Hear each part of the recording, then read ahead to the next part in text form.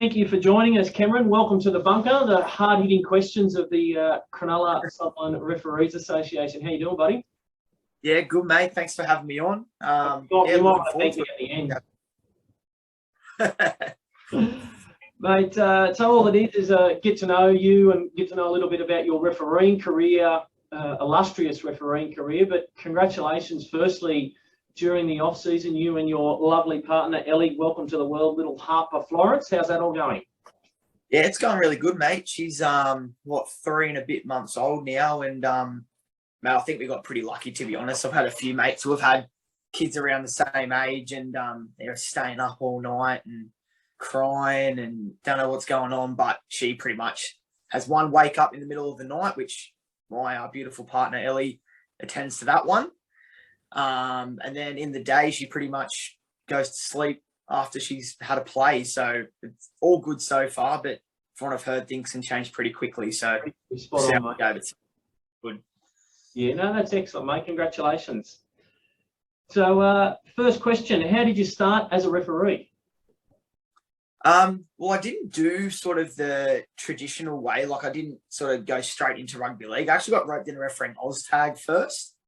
For any of the Cronulla referees, listeners that have been around for a while will remember the likes of Damon Winters and the colourful Robert Cummings. I was playing OzTag with some of my friends I played footy with because they all lived up at Engadine. So I'd get on the train after school from Cronulla, go all the way up to Engadine, and I just had to get sort of whatever bus or train was at that time. So sometimes I'd be out there like 2 hours beforehand just because I had to get up there myself because mum and dad were working. And then one week they were literally, it's that classic goal, they were short and someone needs to fill in. And I was up there. So I said, oh yeah, like I'll give it a go. Like I've played footy since I was 5 years old. Like surely I can figure this out. And it kind of just went from there. And then I did it the next week, again by accident, I'm pretty sure, because I still wasn't sure what I wanted to do. And then must have had a good week or I enjoyed it. And then just thought, oh, well, if I'm going to be up here, I might as well make some money out of it. And yeah, that sort of ran through to early January of 2009. And then Damon and Bobby said, well, why don't you do your rugby league referees course as well? And I went down. That was when Dougie Winton still had the board with all the little magnets, and it was old, it's pretty much old school now. Like you sit in a room and he gives you the examples. If the dog runs across the field and old love trips over it, what's your decision sort of thing. So, looking on it now, very old school way how they do things. But, yeah, went through that process. And then, I think refereed rugby league. Yeah, my first year was 2009. So that's how I got into it. Excellent. So were you still playing in 2009 as well as refereeing? Yeah. So the end of 2008, we won the under 15 A's competition with we had a pretty a famous referee in that game. He may or may not be on this episode of the podcast. I do remember that game. I actually watched that game now. You lent me the DVD, and a couple of the decisions, I think, what the hell was I thinking there? I think I've only watched back the kicks at goal because that's about all I contributed to the team. So I've just fast forwarded through to the conversion. The kick 4 from 5, I was spewing, I missed one. That was about my level of contribution at that stage. But, so we won the comp 2008, came back 2009. All the boys had just played a couple of games of Matthews Cup. So they were all sort of like, really, really into their footy. I didn't trial, not that I would have made it anyway, but I'd sort of made that decision, or maybe it's not really what I want to do. And then when I came back and sort of noticed everyone else had sort of taken that extra step, gotten that little bit bigger, gotten that little bit faster, I was sort of like, oh, I'm probably a little bit behind the pace. I still played. One of my best memories, I got to captain our team in a trial that year, and it's probably not a massive deal to a lot of people, but we had a pretty stacked team. And don't get me wrong, they were all out. I'm talking like Michael Leisha, Scott Sorensen, who Scotty's still playing first grade, and Michael played, I think, about 100 games as well, maybe a little bit more. So to captain a team like that, even though they were away, that was a pretty big thing for me. And that probably held me on to play a little bit longer than what I had initially planned on doing. So I was playing that first year that I refed. I got a bad knee injury. I dislocated my kneecap about halfway through that season. And how that sort of played out, I was able to go back to refereeing before I could go back to playing rugby league because of the contact. So I think those couple of extra weeks, all I was focusing on was refereeing and really started to enjoy it. As any sort of young referee does, you start to go up the grades, the refereeing, the quality of the footy is a little bit better. So your refereeing becomes more enjoyable. And at the end of that year, I sort of had made a decision in line with the injuries that playing probably wasn't, the career path that I wanted to take anymore. And then just did refereeing full time, and sort of one thing led to another. And that sort of was my main focus for the next couple of years after that. Yeah, no, that's good. What do you enjoy about refereeing? Well, like all people, I think that maybe go as a player to a ref, say, being involved in the game. I really do that. So do enjoy that side of it. It's funny for me. Like I'm sure we'll talk about it later on, but I've done a couple of big games throughout the time I've been refereeing, but I still get starstruck. Like I really enjoy, I'll see someone famous and I'm like, oh, look who it is, blah, blah, blah. So it probably, the opportunity to be involved with some of those kind of people is probably what actually kept me doing it. I was like, oh, imagine one day if I get to do State of Origin or I get to be there on NRL Grand Final day, and just be around those people. Whereas I had a dream, like any young kid that played, I wanted to play with those people perhaps one day. But I thought, oh, maybe this is a way I can sort of get close to those people and, experience some of those things that you hear so many stories about. So, yeah, it was probably that little bit of a carrot dangling in front of me, being like, oh, can I be involved in some of those big events one day? That's probably what I enjoy about it the most, particularly early on, is what motivated me, I think, to keep going. I think you're spot on with that starstruck type of thing. I even remember I was originally at St George and I come over to Cronulla, and that was the year I refereed that grand final of yours. But I remember coming over and like Jared was part of the association, and I, like Jared and I are roughly the same age, I think, but I'd get starstruck. Jared, he's a first grade referee and he's at our meetings and he's at training and things like that. And you go, like, how good's this? Yeah, it was pretty surreal, like when I started, one of my really good mates, Matty McLean, who's also a member of the association, I remember rocking up my first session, speaking to him about it, and he goes, oh, who's this rat bag? Like, he plays for Cronulla Caringbah. He's a pest. Why does he want to become a ref? And that's a story we still talk about today. But yeah, and then changing from that to then going and meeting people like Jared, who I've still got a jersey. I've got a few hanging up here, but I don't actually have this one. It's in a box because at my mum's house, so I want to keep it safe.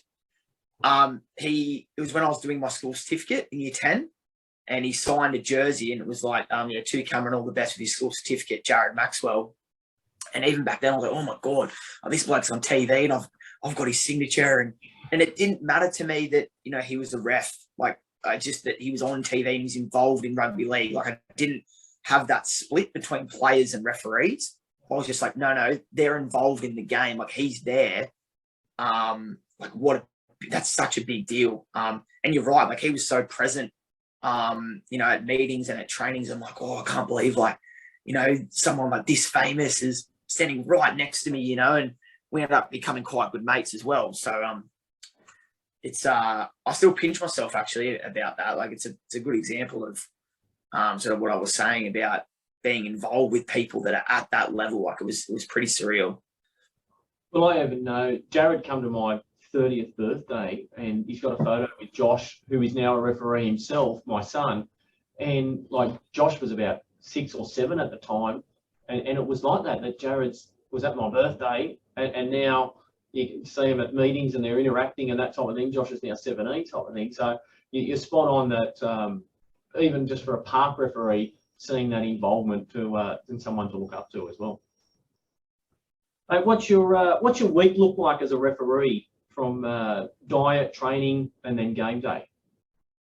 Yeah. So for those people that don't know, maybe so the squad that I'm in, we're not full time. So it's pretty much an extra that we do. So I'm a school teacher. So I guess compared to some of the other referees that I run around with, my job probably allows a little bit more flexibility. And I have a really good boss as well. Shout out to him if he's listening. Doubt he would be, but you never know. yeah, I probably have a little bit more flexibility. So I'll go to work in the morning. I usually get there about, this is a Monday, so I get there about 6:45. And I'll have all my training stuff packed. So I won't go home after work. I'll go straight to training. Although there's been a slight change with COVID. We used to train Mondays and Wednesdays, but now it's actually only Wednesdays. So I'd go straight to training. So that's from Cronulla to Homebush. That's about maybe hour, 10 minutes of traffic in the afternoon. So those people that drive know how bad King George's Road can be.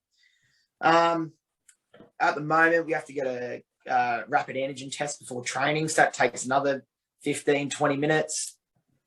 So that's about, we'll be at 5 o'clock, 5:15. We'll go down, do some warm-up preps like foam rolling, stretching. We do weigh-ins on a Wednesday as well, just to make sure, so doing all the right things in regards to weight. And then our sessions start at 6. Usually it's a big warm-up, followed by some sort of conditioning set. Wednesday just gone, we had fitness testing, so that took up the conditioning component of the session. Then we do skills, maybe for about an hour. Usually it's in sort of small groups, and each coach will sort of have a theme of what they're doing, whether it's goal line stuff or, teams coming out of their red zone, out of yardage, all that kind of stuff. And then we might finish with a little finishing conditioning set, maybe only sort of 10 minutes worth, just a final blowout. And then we're done. So that probably gets us to around 7:30, 7:45. So I'm probably getting home, anywhere from sort of 8:30, 9 o'clock on one of those training days. So it's a 6:30 leave from home in the morning and a 9 o'clock return. So it's a pretty long day for someone that's, really part-time in that sort of environment. But, the league's been really accommodating with allowing us to do Mondays remotely now through COVID, because we do our reviews during COVID. We did them like this over Zoom. They were accommodating, thinking, well, yeah, we can get, similar, if not better, results from the review process through Zoom. So we're able to do that from home on Mondays now, which has allowed me more time to spend, with my young family now. So that's been really good. But, in regards to diet, to be honest, that's probably my weakest thing, is whatever you call me, an amateur, semi-professional athlete. I love a feed. I could easily go to the pub and have a palmy every night of the week, if I was allowed to. But, the only thing I would say about it is just you have to be organised. That's, no matter what you eat, you just have to be organised. Sometimes I do walk out of the house without having breakfast, and that's just me being honest. It's just because I haven't been organised the night before. But usually I'm massive on fruit. I'll eat fruit all day. Most of my snacks are always fruit.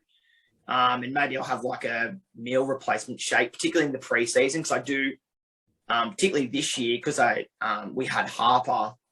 I really didn't train a whole lot sort of through October, November. So I was sort of chasing my tail a bit with the whole weight situation. I had to play a little bit of catch up. I was a little bit over where I'd like to be. So I'm probably running on a lower diet than what I normally would. And that presents challenge as well. You have a little bit less energy on those long days, and it gets pretty tough. But again, if you want to make it, they're the kind of things you have to do. But game day for diet, I love breakfast. If anyone asks me what my favorite meal of the day is, it's breakfast, particularly when I can go out for breakfast, even though I skip it during the week. So I'll go out, try have a big breakfast, maybe like an eggs Benny, or, I'm not really worried about, having something too heavy, because I know I'm going to get rid of it, particularly if I have it so early in the morning. So usually I'll go big breakfast in the morning, and then maybe a coffee on the way to the game. I'm big on, I'll stop, get a coffee, have that in the car. Because usually most of my drives to games are around an hour, especially if I'm driving out towards Western Sydney. So it gives me time to sort of get the coffee down, get to the game, have a bit of time to chill out, and then go from there. So diet, I'm probably not as strict as some of the other referees you'd speak to. But if I was going to give anyone a tip, it's definitely just being organised. Is mental prep part of a big part of it? In regards to mindset, is that sort of what you mean? Having a clear so especially on game day, you go in thinking, this is what I want to achieve from this game? Yeah, So I've got a couple things that I do that might be a little bit different to other people. So one thing that probably isn't that different is I really like routine on game day. So I used to be really bad. Like I used to be pretty superstitious and maybe start that on like a Thursday or a Friday for a Saturday game, which I learned. I've got a funny story I'll tell after about it, but it consumed me a fair bit, and it took a pretty weird and unique circumstance for me to realise that I was just doing all the wrong things. So now I pretty much don't think about the game until Saturday, or until game day, sorry, in regards to like what I want to like do in the game. The main thing I do leading into the game is I'm big on players' names.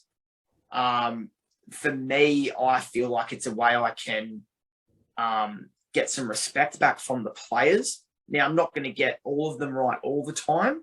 But last year was easier. I was refereeing the same grade for the first 12 or 13 rounds, whatever it was before we went into lockdown.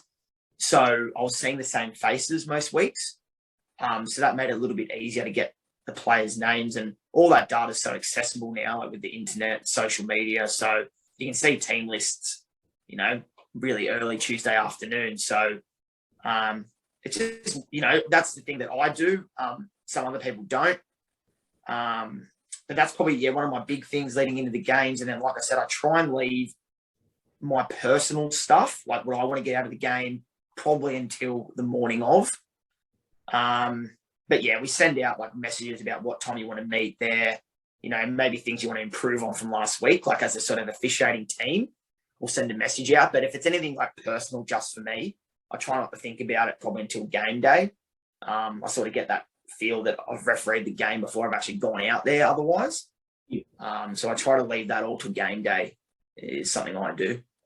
So you're saying earlier there you're a little bit OCD in your preparation on starting on a Thursday, things like that? Yeah, really, really bad. So like I'd not wear certain clothes, like whether it was my favourite pair of budgie smugglers or something, because I was paranoid that I wouldn't be clean in time for the weekend. Like I'd almost set my gear out on like a Thursday, which is just ridiculous. Like I don't know if anyone else does that, but it was just crazy. You know what I mean? Like I'd have my bag packed and it's just, and yeah, so I'll tell you the story about it. So I was refereeing, I think it was Ron Massey Cup at Blacktown, funnily enough. I'm refereeing there this week as well. It was a Ron Massey Cup game. I did have a few other things going on at home at the time, so you know that might have added to it. But I packed my bag and I left it at my front door, and we have to carry our communication gear with us for anyone that knows that, you know, those comms vests that you guys get to wear on the weekend. So those people that are listening and are referees. And it's like a big, like one of those Pelican suitcases, like those heavy duty ones. Anyway, so I left that at the door with my bag and my little Powerade drink cessy. So I've got 3 things I need to pick up. And that was the same every week. So I've gone, I've had breakfast, got up, got ready, took the comms gear in my drinks bag and went straight out to the car. I came back inside with the intention of grabbing my gear bag, but for some reason I didn't. I must have gone to the bathroom, picked up my wallet, something like that. As I walked back out of the car, I've walked straight past my gear bag and went into the car. Drove to Cronulla first, got a coffee, none the wiser because I must have had my wallet on me, not in my bag. Got back in the car, headed out to Blacktown. Stopped at Blacktown, got to the ground, got the comms gear and my drinks bag out of the car, took it to the referee's room and thought, yep, okay, I'll go back and get my gear bag. I opened the boot and it's not in there. I'm thinking, oh, that's weird. That's normally where I put it, or it must be on the back seat. I opened the back door, not on the back seat. I've gone, oh, okay, well, what's going on? Look in the front seat, it's not there. And I thought, oh, did I already put it in the room? So I went and checked, not in there. I was just going, oh my God. So I haven't even taken my gear to the game. So I've got no jersey, no socks, no boots, I'm wearing jeans and a polo shirt and dress shoes. So there's no chance of me refereeing in that. And I literally just broke out into tears, rang my mum and just got, is my bag at home? She's going, yep, I can come drop it to you. I said, Mum, the game's in an hour 15. You won't get here in time. Just don't worry about it. I'll figure it out. And I found a quiet spot behind the dressing rooms, whatever, and just sat there 15 minutes just going, like, what am I doing? Anyway, after that 15 minutes, I sort of gathered myself and go, right, you got to game the referee up. What are you going to do? Rang one of the boys who was on the game after me. And he, funnily enough, because he lived in Newcastle, he'd driven down early with his partner to get breakfast. So he was in the area. So he's quickly driven to the ground. I've worn all his gear. He's a touch judge, mind you. This is Ben Teague from Newcastle. He had a whistle in his bag. I don't know why he had it in there. He probably hasn't used it in 5 or 6 years, and he'd tell you that himself. So I've gone out there in gear that barely fits me. He's a little bit smaller than me. And I know for the people that know me, that would be very difficult, but trust me, he is. What did he enjoy? Yeah, he could be. Maybe he's in the wrong profession, I don't know. But he's a good bloke, he's a good touch judge as well.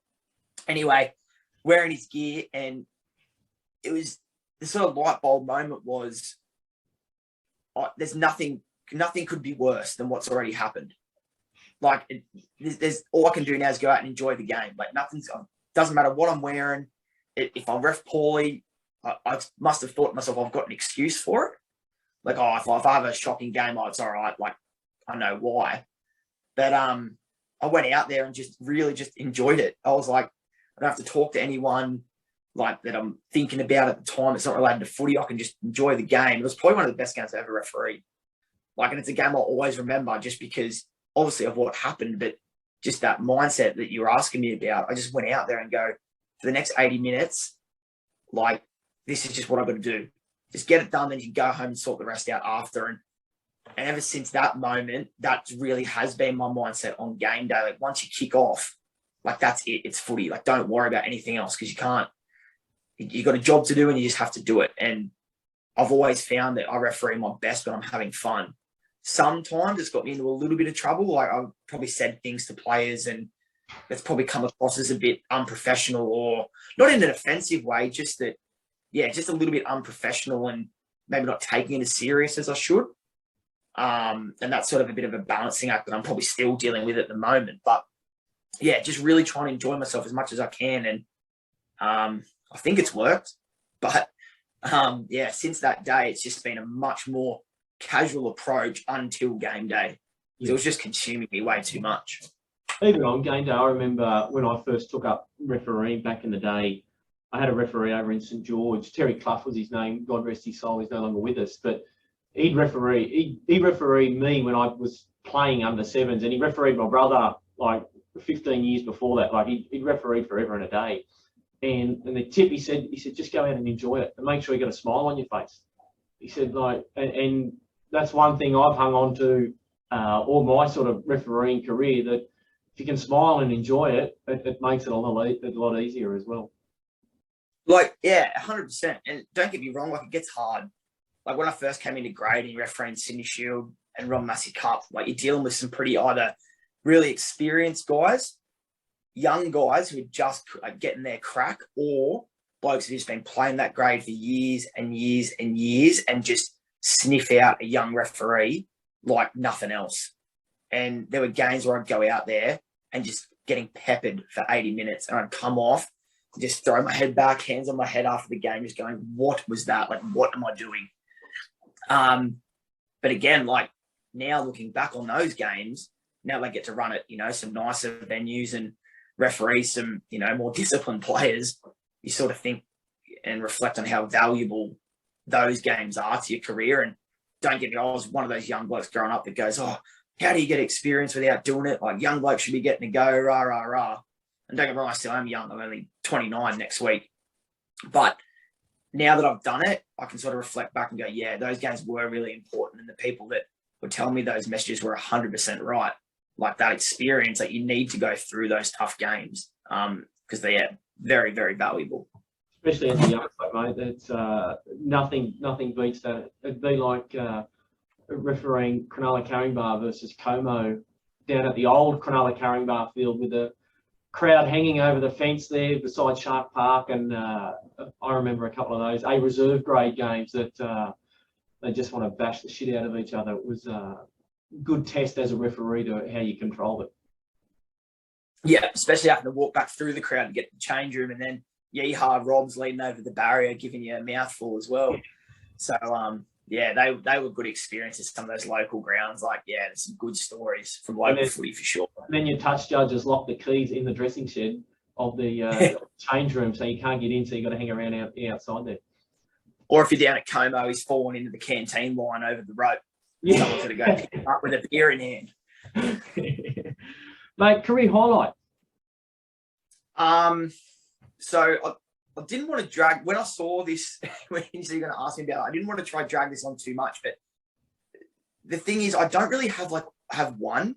And it's the same when people used to ask, like, who's your favorite player or who do you look up to as a ref? Like, I've never been that kind of person. I've been really big on taking bits and pieces from everything and really making my own game. And that might sound really cliche, but that's just how I think it suits me, like just taking bits and pieces of what works. So when it comes to games, it's probably more moments in games or, times in my life where maybe, things just worked out. It might not have been the best game of footy, but at that time it was important. Like 2016, I did the Matthews Cup Grand Final, Newcastle and Parramatta, and I was nowhere near that at the start of that season. Like I would have been well back. I think I started the year as a touch judge. I don't think I refed I refereed Matthews Cup the first 3 weeks. And they said they were going to rotate people out. And I didn't go out. I was lucky enough. I went up to SG Ball and then just cruised to the finals. And I think a couple of boys didn't have their best games. And I almost fell into the game. And that's not to say I wasn't refereeing well, but if you would have asked anyone who was going to be ranked the top 2 refs, I don't think my name would have popped up in that first year. So, 2016 was really big for me. 2018, I did Jersey Flegg Grand Final, which I almost didn't referee. I got food poisoning the week leading into it. And my game was on the Sunday. If it was on the Saturday, I would have pulled out. Yeah. 100%. I was in bed all day. I remember watching the Ron Massey and Sydney Shield games live stream on my iPad in bed because I was going to go out to Leichhardt, but couldn't get out of bed. And reflecting back on that game, when you look at the team list, you had people like Stephen Crichton, Jermaine Hopgood, Spencer Lenu. They were all playing for Penrith. And then, Cronulla had people like Braden Trindle. I think Luke Metcalf might have played that game. Just all these names. And I think, wow, I was a part of that. And they're all playing NRL now. Like I was saying before about just being involved. And then 2020, I refereed the Sydney Shield Grand Final, which was a COVID-affected year. And to get refereed a Grand Final at Bankwest, which is now CommBank Stadium, that's the jersey behind the pink one. That was just unreal. It's such a weird year to get have such an achievement at the end of the year. It was really cool. And then the jersey underneath, the pink one, the white one, that's the last one I'll talk about. That was a schoolboys test match, New Zealand versus Australia. That was 2019. And Jordan Ricky, he plays for the Broncos. He led the haka for New Zealand. And for someone that wasn't going to play the game, I've never been more intimidated in my life. Yeah. He was so scary. And I was just thinking, oh my God, I'm so happy I did not have to run or tackle that bloke. He was just that. Oh, but it was awesome because I was only probably 5 or 10 meters away from it. But it was scary, but yeah, just an experience I'll never forget. And although it's a schoolboy game, like to say you're running a test match, even though it's an aged one, it's pretty cool. And that was up at Redcliffe too. So got to go to some pretty cool places as well through some of those games. I know you've been to New Zealand a couple of times and refereed over there as well, which a lot of people probably don't realise that part of the job, you do get to travel even in the grades that you're currently at. Yeah, it's that was always a thing when Holden Cup was in. That was always a bit of a thing to look forward to, like the opportunity to perhaps travel. So I got to do a touchline in Holden Cup at Amy Park as well, which was pretty cool. Not many people in our squad have run there, obviously, because it's in Melbourne. And then I did my first under-20s assist ref at Mount Smart in New Zealand with Drew Altram, who is a good mate of mine and definitely someone I look up to. So that was a highlight as well. But I also got to ref at Is it North Harbour? No, the other one, QB, where they play. It's just north of Auckland. It's where they played a bit of A-League. There might be QBE Stadium, I think it's called now. And not many people get to play there. The Warriors were playing a standalone New South Wales Cup game against Mounties. So it wasn't at Mount Smart. And I went over there on my own that year. So, and I'm not a massive traveller, really. So I was going in a foreign country, hire a car. My phone didn't really work properly, so I had to put the GPS on before I left on the Wi-Fi, so it would show me where I was going. Because I didn't even think about those things before I left. But yeah, that was pretty cool. That's a stadium I've got to tick off now that not a lot of people have reffed that. So yeah, like some of those games, like I said before, have taken me to some amazing places and given me some great opportunities. That's good, mate. That's good. You may have already answered this, but do you have a mentor as a referee?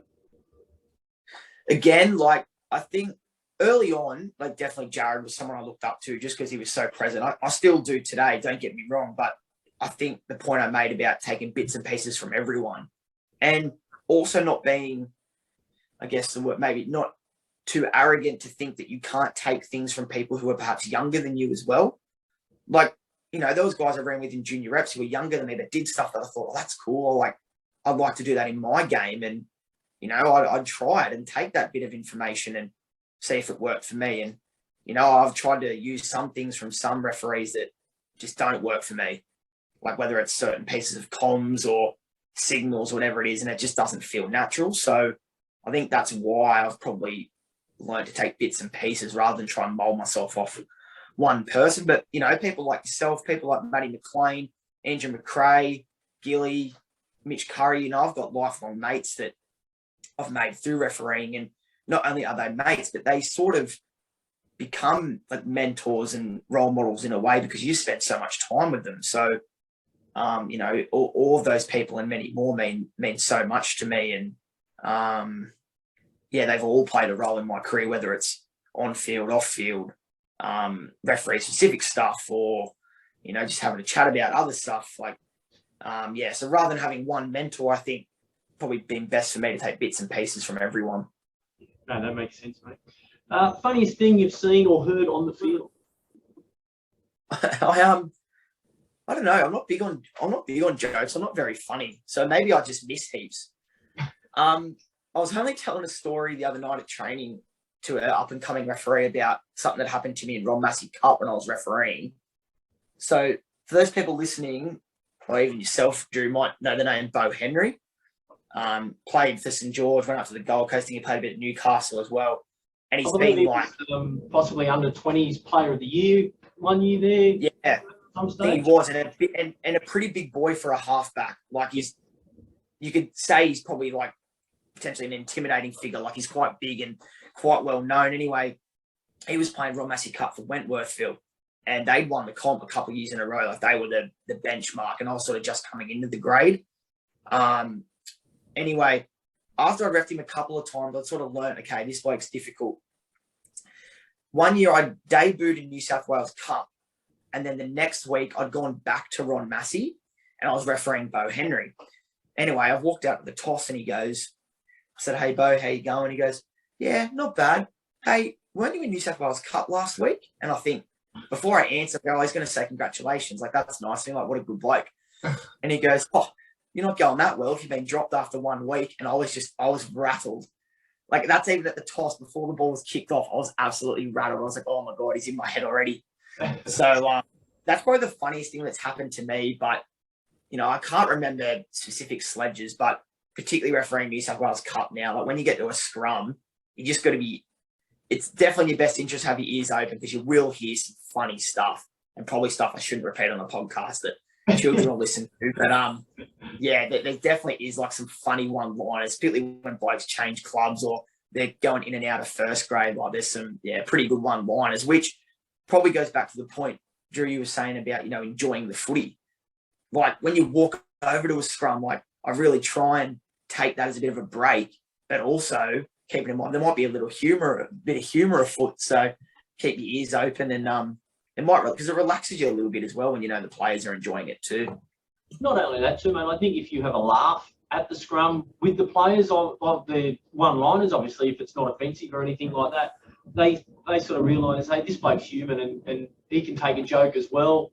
I know, obviously, I haven't reffed at the same level as you, but even park footy, you get them one-liners and you have a bit of a laugh. And both the players respect that because you're not so serious and, yeah, you're out there to control the game, but you can also have a laugh at the same time.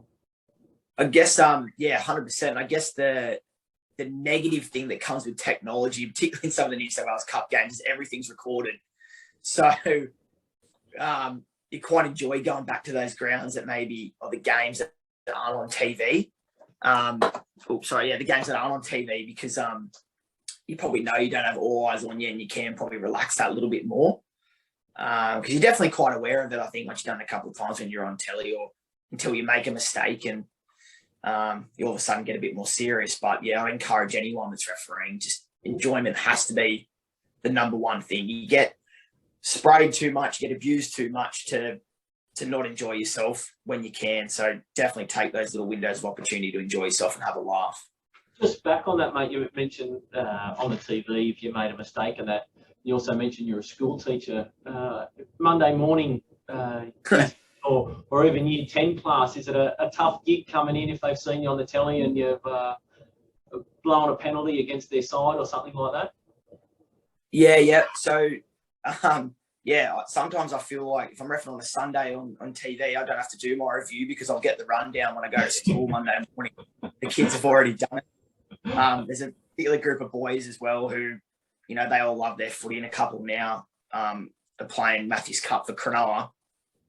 And, they're into me all the time. I think there's a generic Snapchat story or TikTok that goes around for my birthday every year of, I don't know, they've taken snapshots of me on TV or something, get a happy birthday, sir, and all that kind of stuff. But it's all in good spirit, you know. Like, I think, they give me heaps, but at the end of the day, I think there's probably a bit, maybe even if it's only a little bit of them that think, oh, it's pretty cool that we can see our teacher up on TV. And I must admit now, I probably don't think as much of it as when I first started doing the games.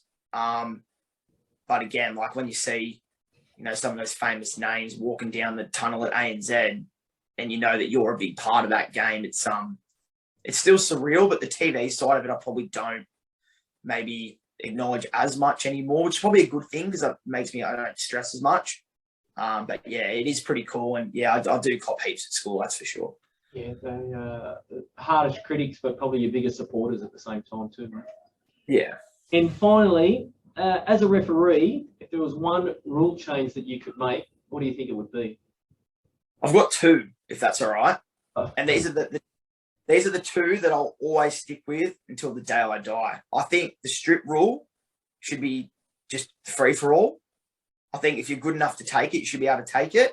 Obviously, before the tackle's complete, that is. And I also don't like the double movement rule. Same sort of principle. I think if you're good enough to reach out and get there, I reckon you should be able to. Particularly those ones where you see a bloke, or female actually as well now, like given how good the NRLW is going, how good those players are that you get that bounce and then you can promote it like it almost is one motion, but because your ball carrying arm hits the deck, it's deemed a tackle. So in those scenarios, I'd like to see them awarded because I think it would actually eliminate a bit of angst because, you know, they're not doing it on purpose. It's so close and they just want to do that last little reach out. And yeah, if it was me and if it was my decision, I'd say if you're good enough to get there, then I'd be awarding it. I agree with the strip rule, mate. I think it's on the ball carrier's duty to hang on to the ball and keep it safe. If they want to take it, well, it should be a free-for-all. But then you get back to the likes of the Melbourne Storm wrestling type of scenario where they've got three blokes in there pinning your arms and take the ball quite easily. So still is a grey area, but I tend to agree on that one. Yeah, it's I guess that it sort of would become a bit of a safety issue. Then you got blokes holding people upright, and yeah, it could be dangerous. It's probably a good point that I didn't consider, but yeah, like I said, if you're good enough to take it, you're not holding on to it, then bad luck, in my opinion. Agree, mate. Agree. Well, that wraps up our chat, mate. Thank you for joining us on the bunker, and good to get a little bit of insight into the Cameron Paddy refereeing story. thanks very much for having me, mate. And I hope people listening got something out of it. Like I said, I'm not too funny, but hopefully I could share a few stories with everyone. And yeah, like we said throughout this chat, just if you are refereeing and you are watching, just enjoy it.